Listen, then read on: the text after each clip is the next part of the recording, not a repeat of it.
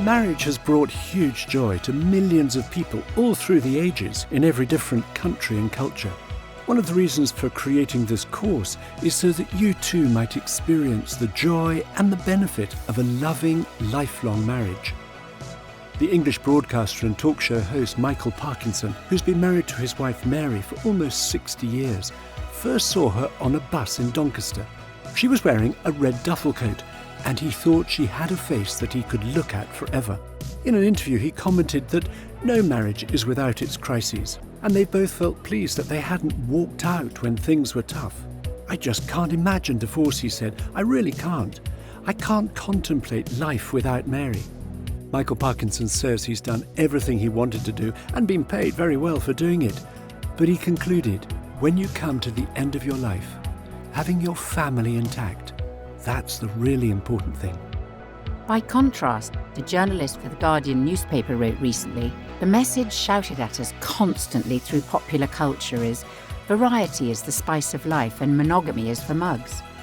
I've been tuned in to this unsophisticated, fear-mongering frequency for so long that when my gorgeous boyfriend of 18 months asked me to marry him, instead of shouting "I do" from the rooftops, I was paralysed with fear.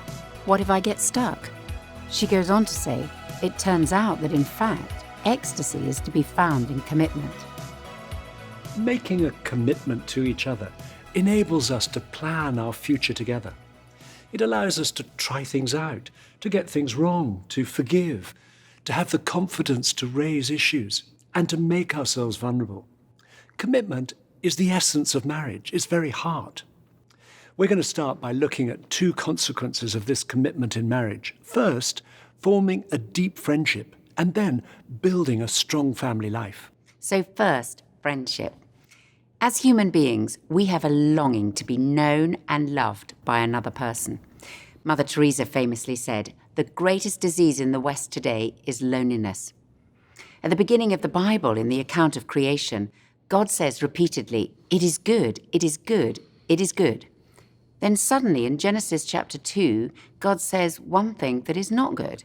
It is not good for the man to be alone. And God creates Eve as a companion for Adam. And when Adam is presented with his wife Eve, he says spontaneously these words of deep identification. "Here at last is bone of my bones and flesh of my flesh." These words are a recognition that we function as human beings in relationship. Now, of course, marriage isn't the only way to counter aloneness, but it is the closest of all human relationships. Marriage joins a couple together in a profound way. The Bible puts it like this: "For this reason a man and a woman will leave their father and mother and be joined to each other, and the two will become one flesh." In the original Hebrew, joined is a very strong word for things or people being united in such a way that they can't easily be separated again. It's that joining together that meets our longing for a relationship, a longing for deep intimacy with another human person, and builds a strong bond between us. A second consequence of this commitment we make in marriage is a strong family life. While some couples struggle to conceive and some face the pain of not being able to have children at all, the marriage relationship forms the basis, the foundation of family life. So that love would be right at the center of the family from the outset, God made us in such a way that a child could be created through the act of lovemaking between his or her parents. But you've probably realized that already. There's a story of a young boy who was asked to write an essay on his family history. When he got home, he decided to do some research. He approached his mother and asked her, "Mum, where did I come from?" His mum wasn't quite prepared for the question, so she answered, "Well, a stork left you under a bush." The boy then went to his father and asked him, "Dad, where did you come from?" His dad was equally caught unawares and replied, "A stork left me under a bush." The boy then went and asked his grandmother, "Granny, where did you come from?" Granny didn't quite feel it was her place to explain the facts of life, so she too replied, "Well, a stork left me under a bush." The boy started his essay, "There has not been a natural birth in our family for at least 3 generations."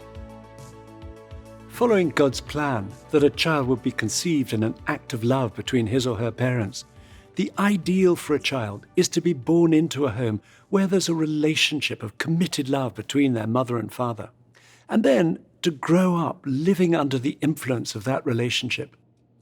Parenting experts often say that the best way parents can love their children is by loving each other. There's no perfect marriage. There are bound to be arguments or disagreements within a marriage, but it's important that children learn that it's okay to have differing opinions. What matters is, coming back together again and forgiving and loving each other. There's nothing wrong in kissing each other in front of your children. Let them see that that's the way things should be done.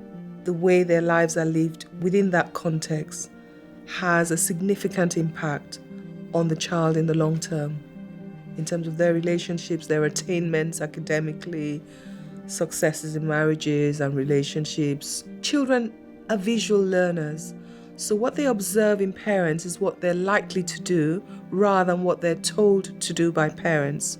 So it's important that parents realize that they have a responsibility as parents to be examples to their children.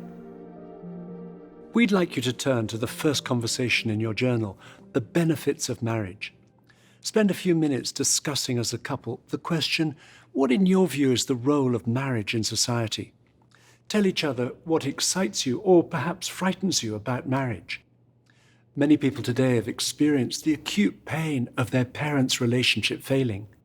And if you know that your partner is carrying pain from their childhood or from a previous relationship, it's important to allow them to express what they feel. And if your own parents have split up, your marriage is an opportunity to do things differently and possibly to break a cycle of failed relationships in your family or in your own life.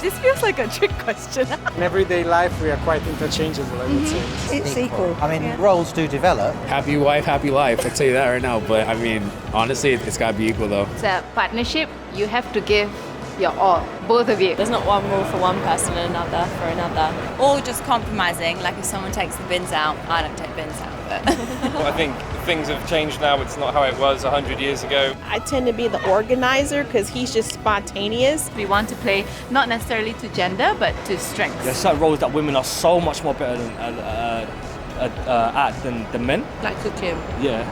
No, I wouldn't always agree with that. 50-50. Has to be 50-50. He can't take that much responsibility.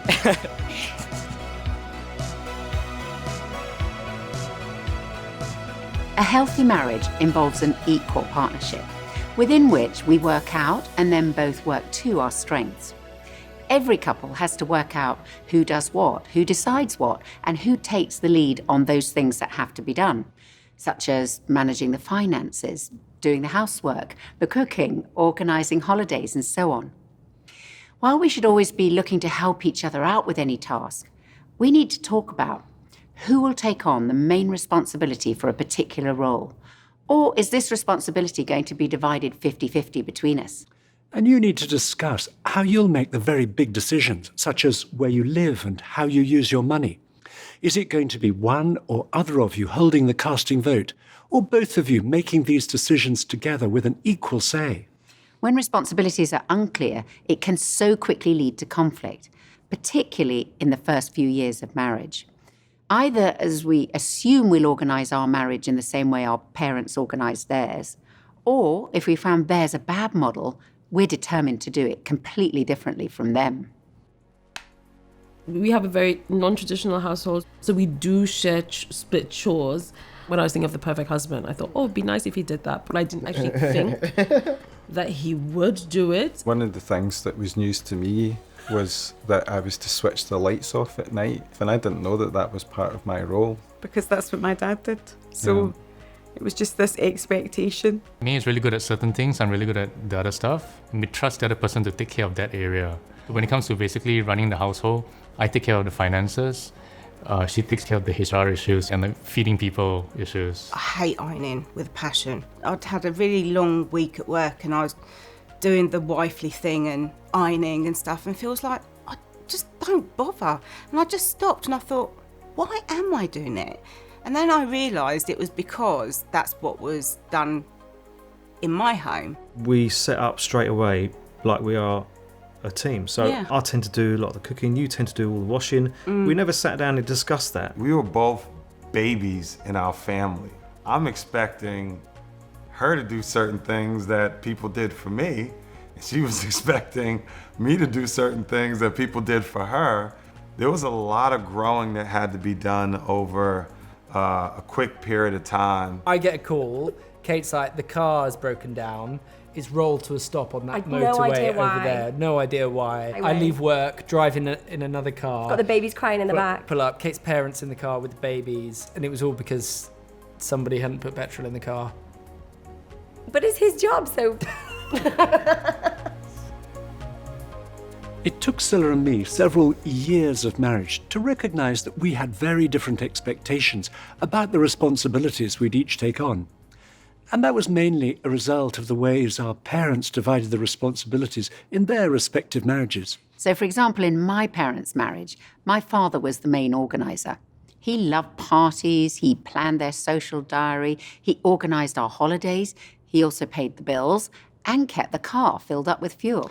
But in my parents' marriage, it was my mother who was the main organiser. She organised their social lives, she booked the holidays, and she was just as likely as my father to keep the car filled up with fuel. So, when we got married, I subconsciously assumed that Scylla would organise things as my mother had. And I expected that Nikki would organise things just like my father had. It took us 10 years of marriage to realise why nothing ever got done, and why the car sometimes ran out of fuel, and then we would blame each other. Well, Nikki would blame silently, I would blame out loud. We were constantly waiting for the other one to take responsibility and organise whatever it was. It really helps to talk about our expectations of who will do what before we get married.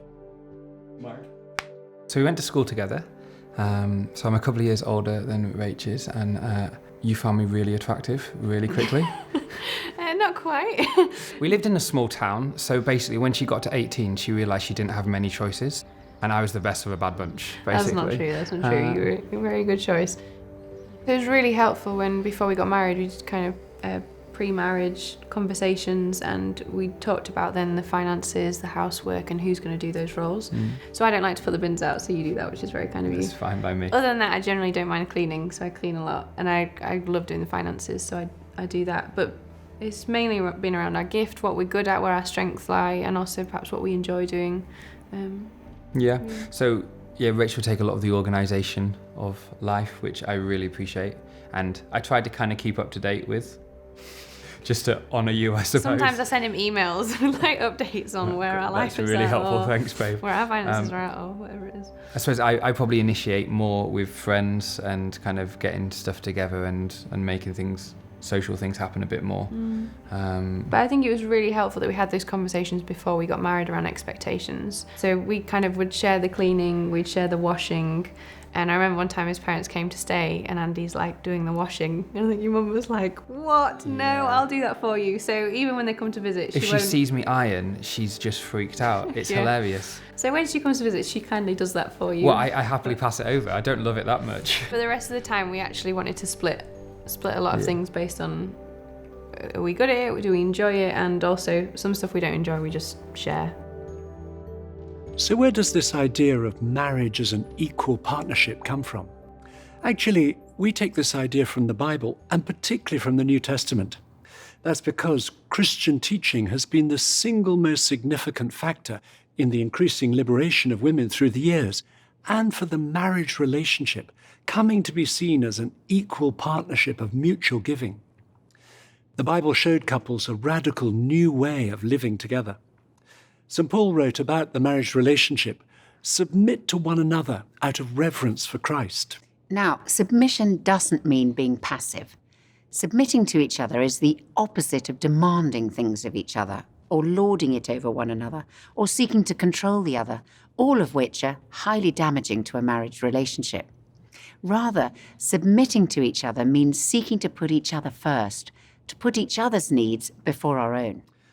At the time when the culture was one of male dominance, where the husband had total rights over everyone in the household, including his wife, St. Paul goes on to write these astonishing words.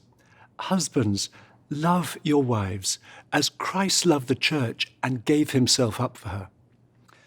Loving like this is very active and involves making sacrifices for the sake of the other. And this was incredibly countercultural. It was revolutionary and has slowly led in many parts of the world to the liberation of women and an acceptance of the equality of the sexes. The Bible portrays the marriage relationship as not being about our rights, but rather about our responsibility to express love through serving each other. This will mean one or other of us taking the lead at different times. But taking the lead is very different to making all the important decisions or seeking to take control, which can lead to physical or emotional abuse. Submitting ourselves to one another's needs is still the key to a loving marriage, to a strong partnership. We were both raised in single-parent homes, and all of our sort of extended family were single parents. So there was no model for what a joint couple was supposed to look like. I come from a family of a lot of very strong independent women and very few men. Like, they just did what they wanted to do, and they were kind of the authority on whatever they wanted to do. There was no collaborative anything. So I had lived alone, made all these independent decisions, so there was never anybody that I had to run anything behind, So that, I think that was the weird thing for me, is figuring out, how to do that. My mom, she had 2 boys. We didn't really have a father figure. You go through that growing up saying either I'm gonna be like this or I'm never gonna do that. When I grow up, I wanna be the man in my house. I don't wanna be told what to do. And it was different once we got married. I'm like, okay, so it's a collaborative effort. So culturally, as a Latin man, you don't cook. it's not that you were brought up with mom cooking. So when we got married, we came home from work, and it was so funny because I was expecting to have food ready. We both came home and like stared at each other. What's for dinner? And I said, I don't know. What's for dinner? I asked her, I was like, have you thought about what we're going to eat today? And she said, I haven't. And I thought, how could you not think about what we're going to eat? And I said, have you? He said, yes. I'm like, then you do the cooking. And so he has for 11 years now. I just saw it as an opportunity to create. But culturally, it was a fight, because my response that day was, well, my mom's cooked her whole life. And she's like, don't you ever bring your mom up again. Like, it's not balanced. We're a team. Yeah. And sometimes I'm going to lift more. Sometimes you're going to lift more. She does so much more that I can't even catch up to everything she does that nobody sees. And so I try to always celebrate her. And honestly, like, me submitting to him, but it's like him submitting to me as well. Yes, because we're a team. So is there a difference between male and female? Certainly we're created equal but different. And the differences in gender are regarded in the Bible as a deliberate and good part of God's creation. However, when we try to define exactly what those differences are, it is very hard, if not impossible, to stand outside our own culture and to distinguish differences in the way we're created from differences because of our cultural expectations. These differences between us in gender are real and are to be celebrated, as they have the potential to enhance our relationship. And importantly, we're never to use a difference as an abuse of power, particularly if one of us is physically or intellectually stronger than the other, but rather to use our differences to serve each other. That might mean if your wife is having a baby, being a great protector, or if your husband is unwell, being a great carer. In this way, you use your differences, whether in physical strength or intelligence, or your superior way with words, to help the other, rather than to subjugate, control, or abuse. When our attitude is to serve each other, we take the initiative in some areas while we support in others. And after a while, we discover which responsibilities we're each best suited to. Now, after Nikki and I got over constantly expecting the other to organise things, we learnt to operate much better as a team, and particularly through both of us working to our strengths. An example of that for us is around showing hospitality, which we both love. So when we have people in our home for a meal, we divide up the responsibilities as to what we each enjoy and what we're each best at. So I do most of the cooking because I love cooking, while Nikki likes tidying up, setting the atmosphere, laying the table, lighting candles, and generally making our home look really welcoming. Now, which responsibilities you each take on will be different for every couple and will probably change over the years, perhaps through unemployment or maybe as a result of an illness or with the arrival of children. We'd like you to turn in your journals to the next conversation, Dividing Responsibilities, which could be the most revealing conversation you have on this whole course. It's designed to help you work out what expectations you and your partner have for the roles each of you would fulfill if and when you get married. So, be honest. First, write down up to 6 areas for which you expect to take responsibility, then up to 6 areas for which you expect your partner to take responsibility, and then up to 6 areas that you expect will be a joint responsibility. We've put some examples in the journal to help you get started. Do it on your own and then show each other what you've put. And one tip, we suggest you write down at least as many responsibilities for yourself as you write down for your partner.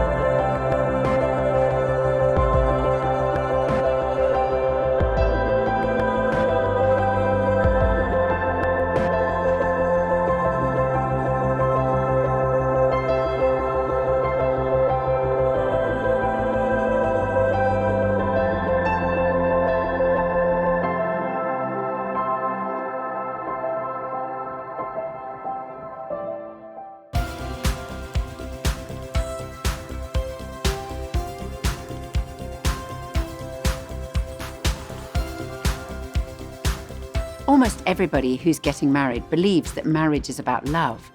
But what does love mean in a marriage?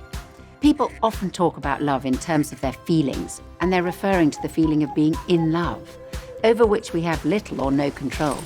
This is infatuation, which is a chemical process that, according to psychologists, can last anything from 3 minutes to 3 years.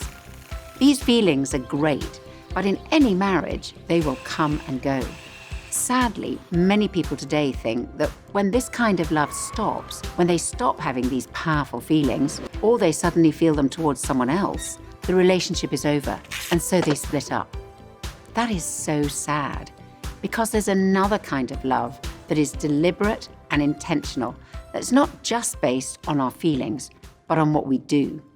The author, C.S. Lewis, wrote, "Love, as distinct from being in love, is not merely a feeling. It is a deep unity, maintained by the will and deliberately strengthened by habit. It is on this love that the engine of marriage is run. Being in love was the explosion that started it." A friend of ours had a letter published in the national press. "I have learned that the roller coaster of my emotions isn't a good indicator of the health of our marriage. What works is treating our marriage as our most precious possession and investing time in it. That translates into my willingness to be wrong, to spend time doing fun things together, to listen to my wife when I have a lot of things to do, to help her out even when I'm busy, not to score points, not to blame her for everything that goes wrong in my life, and to wait for a good moment to discuss difficult issues. So, the fact that we're more in love than ever is no accident."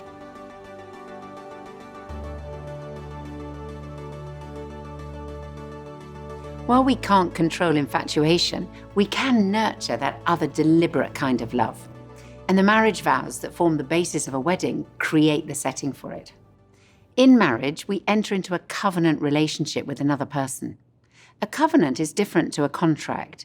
A contract, as any lawyer will know, is a legal document that outlines the rights and duties of each party and defines precisely the kind and amount of service being offered by each side.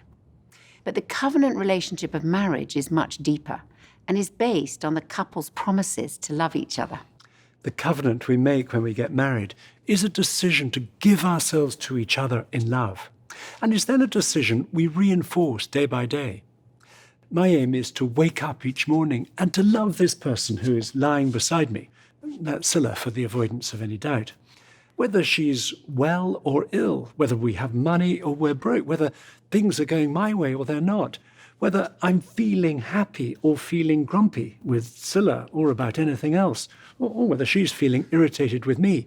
Now, admittedly, I achieve my aim a lot better on some days than others, but that's the day-to-day journey of marriage. The marriage covenant holds us together when we go through tough times, as we all do. For many couples, the first few years of their marriage can be particularly challenging. We're discovering all the things that we were blind to when we were infatuated. We're having to adjust and to change. And when you're going through a difficult stage, we want to urge you to fight for your marriage. Don't give up. If you persevere, you can come through those times much closer in your love and stronger in your marriage. An American study showed that the vast majority of couples in difficult marriages who didn't divorce ended up in good marriages. Recently, I read the story of a couple whose marriage had very nearly failed, so much so that they barely acknowledged each other anymore. One day, the husband broke down in the shower. He realized there was nothing he could do to change his wife. He'd been trying for over 20 years, but he could make some changes himself. The next morning, he asked his wife, "How can I make your day better?" She was very surprised and quite suspicious at the sudden change, so she tested him. She asked him to clean the kitchen, which he did. The next morning, he asked her the same question. "How can I make your day better?" "Clean the garage," she replied. It was a big job and he had a busy day, but he did as she asked. The following day, he asked her again, "How can I make your day better?" This time she told him there was nothing, but he persisted. He asked her every morning for 2 weeks. Finally, his wife broke down and said, "I should be asking you that." She apologized and said, "Can we just spend some time together?" Now, every day, the couple ask each other how they can make each other's day better, and their marriage has been totally transformed. The question, how can I make your day better, sums up what the marriage vows are about. Not focusing on what our partner can do for us, but on what we can do for them. The marriage vows are challenging, but the more we decide to act in a loving way, the more our feelings will follow. The powerful words of love that we speak to each other on our wedding day, the promises we make of faithfulness, forgiveness, perseverance, to love, to cherish, to stick by each other whatever circumstances we come up against, build a foundation of trust between us, and become the protective casing around our relationship. It's liberating to know that Scylla and I can disagree passionately, as we often do, and Scylla won't walk away. An argument doesn't mean the end of our marriage. The marriage vows bring deep security and provide us with a safe space within which we're able to be open and vulnerable with each other. They give us the confidence to allow our partner to know us as we are, including revealing those parts we keep well hidden, and that builds intimacy. As one woman said, it's not so much love that sustains our marriage as our marriage that sustains our love. We want you to turn to the next conversation called the marriage vows and read through them. Now, don't worry, you won't be married at the end of this. You need a few other things in place, like witnesses. Then, each of you decide which word or phrase or sentence is the most important for you, and try to explain your choice to your partner.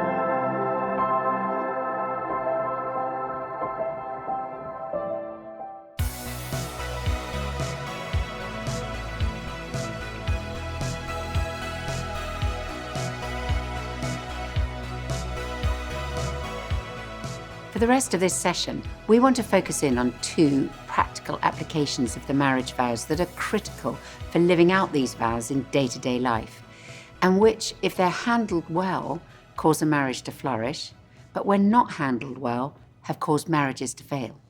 So, the first area is how we deal with our finances. How do a couple make decisions about money? How do they decide what they spend their money on? How do they decide how much they save? And who's going to manage their finances? Marriage involves sharing everything. It's right there in the marriage service. The bride and groom say to each other, "All that I am, I give to you, and all that I have, I share with you." And sometimes that's easier said than done. I remember a friend who'd been married about a year saying to me, "I was fine with money until I had to share it."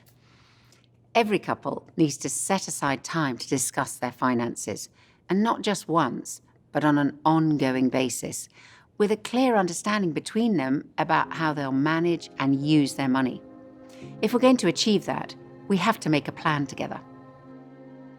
Being able to talk about money, being able to work out how you are both together going to look at, deal with, budget, decide what you spend, decide what you give, decide what you save. These important decisions are absolutely vital.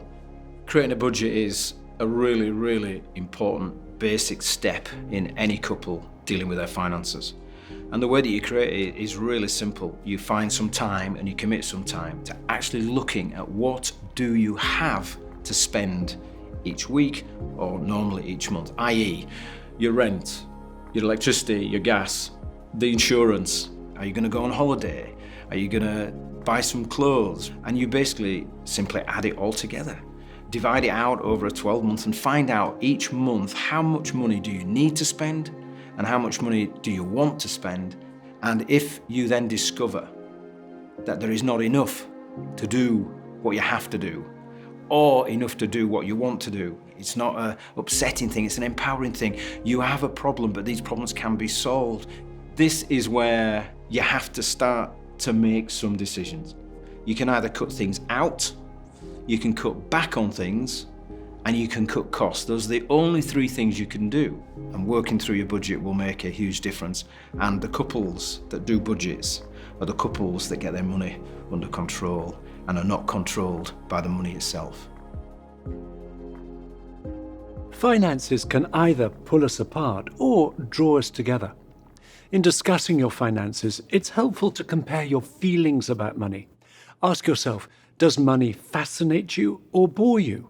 Does it make you feel anxious or confident, or excited or guilty or out of control? And the aim in marriage is to develop a dynamic partnership in which we double the experience and wisdom that we bring to managing our finances and work on them together as a team.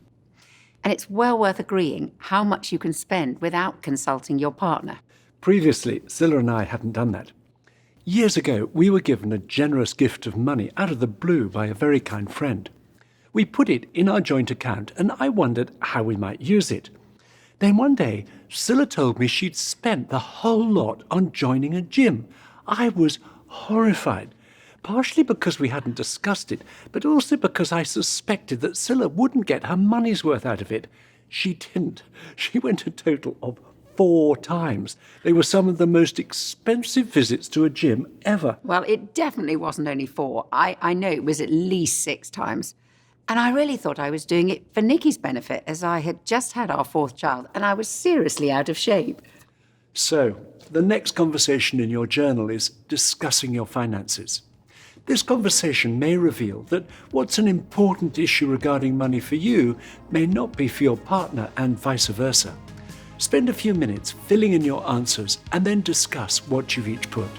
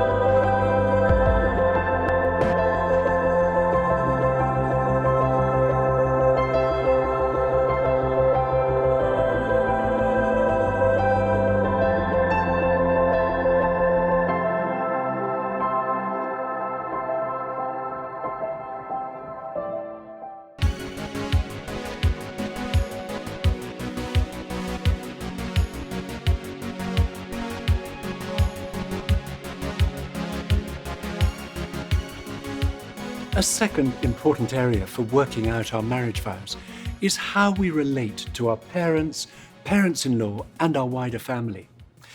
We've already mentioned Genesis 2:24. For this reason, a man and a woman will leave their father and mother and be joined to their husband or wife. We want to look at what this leaving really means in practice. Our situations are all different. For some of us, our parents are around and live nearby, while for others, they aren't. Some of us have great relationships with our family, while for others, it's more difficult. Whatever our situation, when we get married, our relationship with our parents must be different to the way it was as we were growing up. In marriage, our first loyalty is now to our husband or wife. There needs to be a new center of gravity in our lives. When we're young, our home is like our center. As we grow up, we move out in wider and wider circles of exploration and independence, learning to walk, going to school, gaining more freedom as a teenager, eventually becoming an independent adult, and for many people, living away from home for the first time. But even for those who leave home, the center can continue to be their parental home, emotionally and in other ways. And they may return for comfort, encouragement, money, advice, or just to get their laundry done. But once we get married, there needs to be a shift in our thinking. Our marriage relationship becomes our new center of gravity. It's the first place we look to for comfort, security, and affection. It took us a little while after we got married to adjust to where we called home, but it was an important transition for us. Now, of course, this leaving won't be a question of geography if you're still living in the same house as your parents. However, there still needs to be a psychological and an emotional adjustment that takes place when we get married. And we mustn't underestimate what a massive change this is, particularly if there's ongoing emotional dependence by one of us on a parent or the other way round. And we may be used to talking on the phone with a parent frequently, perhaps many times a day, about every aspect of our life. There's been a deep emotional connection, and that's not a bad thing. But after marriage, the emotional connection must first be with our husband or wife. I've always had really deep relationship with my mom, and we've always been more best friends than mother and daughter. And I really had to work hard when we moved to Scotland and started our grown-up life together as a family. Mm-hmm. What to tell my mom, what not to tell, how to sieve it properly so I can still have that great relationship with her. But any sort of problems between us, any sort of arguments that we would have between us, I had to deal with Michael, talk to him about it rather than going to my mom and talk about Michael behind his back. I had to be vocal, and it took me a while to be actually brave enough and say it loud, like, listen, I'm not really happy about you sharing everything that we are discussing with your mom. I need to know that when we are talking, you are speaking it through your heart, not that someone told you to say this or that to me. Because that was usually the case, that if something happened, I would pick up the phone and kind of talk about our situation with my mom. And obviously the image would stay with my mom for much longer than it stayed with me, because we would come to an agreement after 5 minutes and then my mom would still feel kind of Grinch about Michael not being nice to me or to fulfill my expectations. Some of you will feel deeply challenged by putting in a boundary with a parent. The principle of making our partner our first loyalty is essential for a healthy marriage. But prioritizing our marriage doesn't mean we stop loving or respecting our parents. We put in boundaries where necessary as kindly and sensitively as we can. The commandment in the Bible to honor our father and mother doesn't cease to be valid once we're married. Parents may well have much valuable advice to pass on, and personally, Nikki and I have gained a huge amount from talking to our parents and learning from them. But we discovered early on how important it was for us to make our own decisions together as a couple, rather than deciding on something directly with a parent and sidelining each other. And this applies to both large and small decisions, such as the decoration of your home, how you spend your time, how you use your money, the tidiness of your home, your choice of holidays, and the way you bring up your children. And often it's the relatively small and mundane decisions that can cause the biggest issues for couples. I remember a newly married woman telling us how one day when she was out at work, her husband and his mother moved some of the furniture around in their home. Now, she was amazed by the strength of her own reaction when she got home and discovered what they'd done. It wasn't that she objected to where they'd put the furniture. If anything, it was an improvement. It was that the decision had been made by her husband and his mother rather than by them as a couple. Having made our own decisions, we then need to support each other in those decisions, even if they're different to the views of our parents or parents-in-law. And it's worth recognizing that this is often hardest in our own parental home. That was certainly an area of difficulty for us. I wasn't always very good at supporting Scylla or standing by what we'd decided. My mother was a very strong character. So like me, Nikki's mum was at the rhino end of the spectrum. So we had quite a few clashes over all sorts of things, many of them really trivial in retrospect. Like the occasion when we were staying with my parents-in-law and I wanted to put an egg into the mashed potatoes. Well, Nikki's mother, who was definitely a saver, which is probably where Nikki gets his tendency from, thought that that was very extravagant, which I thought was ridiculous. So we had this standoff over one egg. My tendency was to try hard to keep the peace, and sometimes it seemed easier to side with my mother, particularly as with regard to this incident, it was her egg. But siding with a parent rather than with our partner never works. We all need to be aware that parents, usually out of love and concern for us, may try to influence us round to their opinions. But in so doing, they can drive a wedge between us as husband and wife. This principle of making our own decisions applies even if we're living in the same house as a parent or we're their primary carer. Our aim in marriage is to build mutually supportive relationships with our parents and our parents-in-law, rather than sidelining them or being controlled by them. We recognize some of you may have a difficult relationship with a parent or your wider family, but still, we'd encourage you to take a long view and to persevere in doing what you can to build these relationships. And if you're engaged, one way you could get things off to a good start is to show your gratitude by writing them a letter or giving them a present before your wedding day, to thank them for all they've done for you.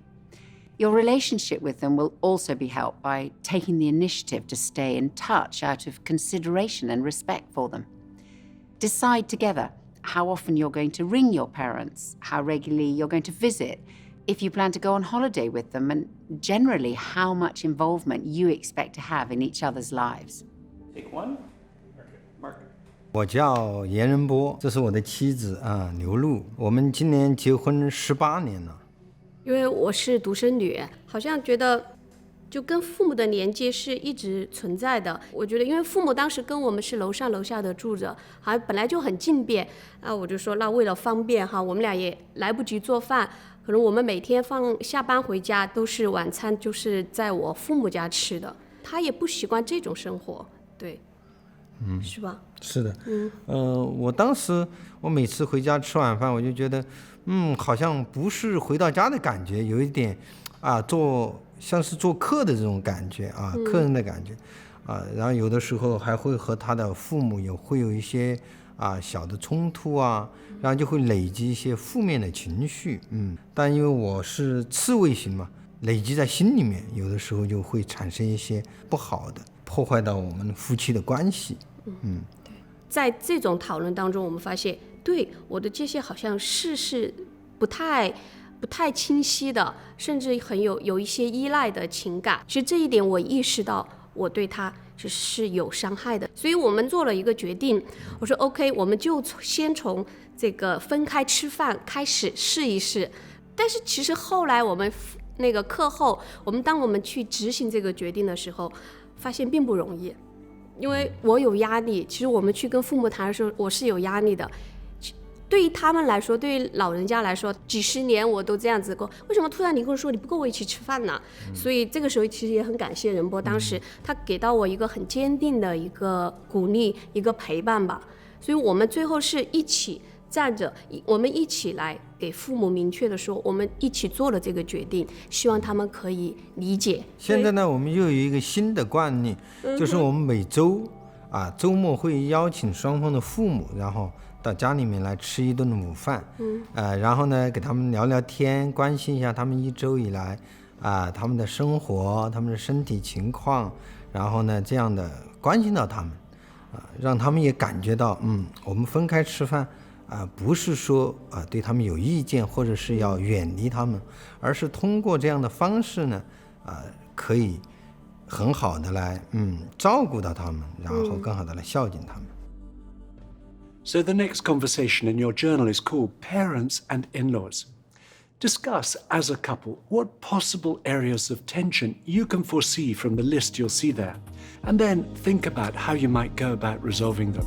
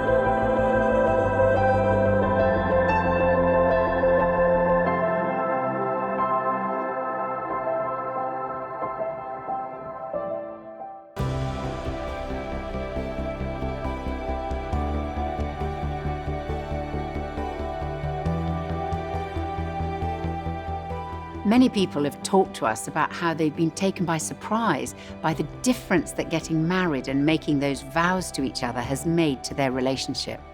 Some people think of marriage as tying them down, restricting their freedom. But thousands and thousands of married couples have experienced the opposite. One man wrote to us, "Almost immediately after getting married, I discovered that far from feeling bound, restricted, or trapped, I felt joyful, peaceful, and free. Gone is the possibility of an end. Gone is the not being entirely sure of what's on the other side of an argument.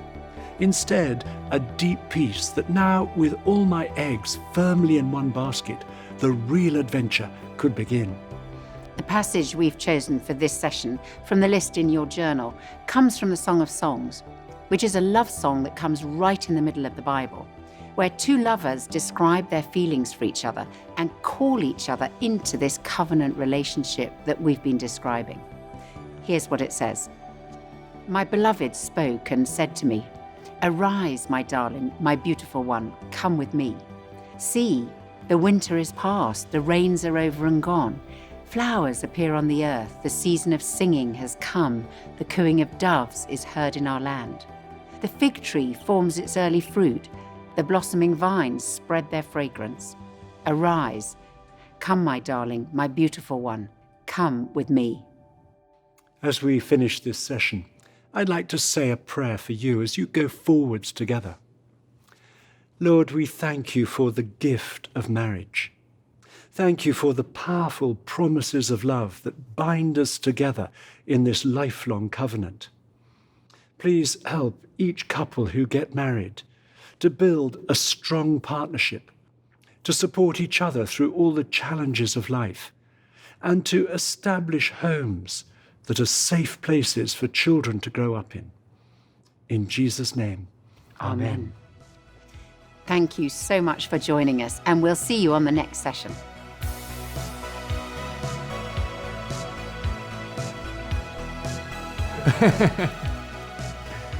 Thank you so much. Oh, you don't. Me? You're making it worse. You're definitely making it worse. No, I'm not. That okay? Your face. I was like, you're like. I don't really remember the question now. So what's what are we doing?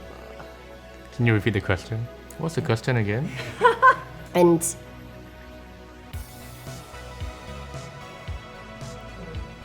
sorry.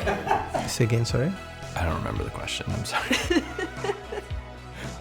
What was the question? What was the question again? What was I saying? You're two bad parents and arguing, and they're amazing. Yeah. Okay. Are you live on Instagram? Hi, Mom.